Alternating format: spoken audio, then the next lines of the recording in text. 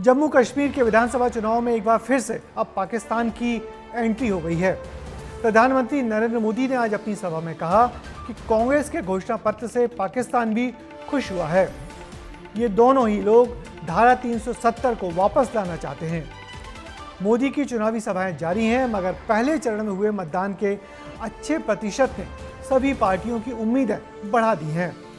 पिछले चुनाव से इस चुनाव में कितनी बदली हुई है जम्मू कश्मीर की चुनावी तस्वीर, देखिए हमारी इस रिपोर्ट में। केंद्र शासित प्रदेश जम्मू कश्मीर में करीब 10 साल बाद चुनाव हो रहे हैं। पहला चरण पूरा हो चुका है, अब बारी दूसरे चरण की है। प्रधानमंत्री दूसरे चरण के लिए आज श्रीनगर और कटरा में चुनावी रैली के लिए पहुंचे। यहां उन्होंने कांग्रेस, नेशनल कॉन्फ्रेंस और पीडीपी पर जमकर निशाना साधा। यहां के 3 खानदानों ने जमहूरियत और कश्मीरियत दोनों को रौंदा है, कुचला है।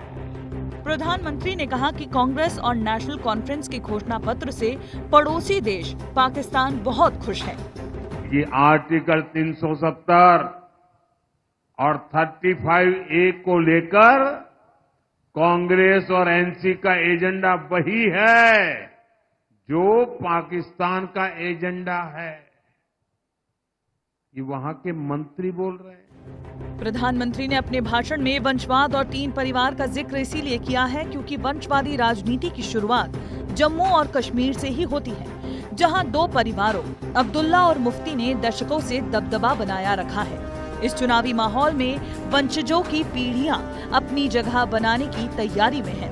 जम्मू कश्मीर का प्रमुख राजनीतिक परिवार अब्दुल्ला है। अब्दुल्ला परिवार की 3 पीढ़ियों में 4 मुख्यमंत्री रहे। इसमें शेख अब्दुल्ला शेरे कश्मीर कहलाए, जिन्होंने नेशनल कॉन्फ्रेंस की स्थापना की। फिर फारूक अब्दुल्ला आए और फिर उमर अब्दुल्ला तीसरी पीढ़ी है। नेशनल कॉन्फ्रेंस जम्मू कश्मीर की मुख्य धारा की राजनीति में एक बड़ी ताकत मानी जाती है। पूर्व सीएम और नेशनल कॉन्फ्रेंस के उपाध्यक्ष उमर अब्दुल्ला इस बार विधानसभा चुनाव में गांदरबल से लड़ रहे हैं। बीजेपी के पास पिछले 5 साल का और कुछ बताने के लिए है नहीं, दिखाने के लिए है नहीं। मैं ये नहीं जानता हूं कि वजीर आजम साहब ने श्रीनगर आके अभी फिलहाल क्या तकरीर की, लेकिन मैं दावे से कह सकता हूं कि उन्होंने 3 खानदानों की बात की होगी, उन्होंने यहाँ और तरह की बात की होगी। अब्दुल्ला परिवार के बाद कश्मीर में कोई दूसरा ताकतवर राजनीतिक दल है तो वो है मुफ्ती परिवार का। मुफ्ती परिवार ने पीडीपी की नींव रखी। मुफ्ती मोहम्मद सईद पीडीपी के संस्थापक रहे, जो मुख्यमंत्री और केंद्रीय मंत्री तक बने। फिर उनकी बेटी महबूबा मुफ्ती मुख्यमंत्री बनी। मुफ्ती मोहम्मद सईद के बेटे तसद्दुक मुफ्ती भी राजनीति में आए और अब महबूबा मुफ्ती की बेटी इल्तिजा मुफ्ती चुनावी मैदान में है। अनुच्छेद 370 के निरस्त होने के बाद इल्तिजा ने पहले ही कश्मीर के राजनीतिक परिदृश्य पर अपनी छाप छोड़ दी है। इल्तिजा दक्षिण कश्मीर के अनंतनाग की बिजबेहरा सीट से चुनाव लड़ रही हैं। आपको पता है बीजेपी का राग चलता रहता है, झूठ कितना बोलते हैं, वो हर एक चीज के बारे में झूठ बोलते हैं। Whether it's about the situation in Jammu Kashmir, economy के बारे में इतना झूठ बोलते हैं। तो वो बिल्कुल ऐसी एक पार्टी है, ऐसी एक जमात है जिनकी बुनियाद ही झूठों पे बनी है। तो I don't have to comment on what they say about our party. इसके अलावा आज प्रधानमंत्री ने कांग्रेस पर भी निशाना साधा। वही कांग्रेस जिसे लंबे वक्त तक गुलाम नबी आजाद का सहारा था, लेकिन पार्टी नेतृत्व से नाराजगी जताते हुए उन्होंने अगस्त 2022 में पार्टी को अलविदा कह दिया था। फिर खुद की डेमोक्रेटिक प्रोग्रेसिव आजाद पार्टी बनाई, लेकिन वही पार्टी इस चुनाव में कमजोर दिखाई पड़ रही है। अगर पार्टी से हट के बात अब जम्मू कश्मीर की करें तो यहाँ आखिरी बार साल 2014 में चुनाव हुए थे। तब वो राज्य हुआ करता था, लेकिन अब केंद्र शासित प्रदेश है। ये भी चुनाव का बड़ा मुद्दा है। ऐसे में प्रधानमंत्री ने आज एक बड़ा ऐलान किया है। जम्मू कश्मीर को हम फिर से राज्य बनाएंगे।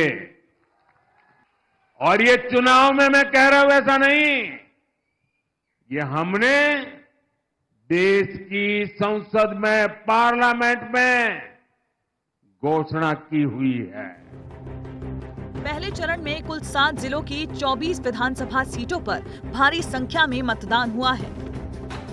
ये बात भी सच है कि पहले कुछ जिलों में आतंकवाद का ऐसा प्रभाव था कि चुनाव प्रचार भी सुरक्षा बलों की छत्रछाया में ही पूरे होते थे। लेकिन इस बार प्रचार से लेकर मतदान तक का सफर लोगों ने संगीनों के साए से हटकर पूरा किया है।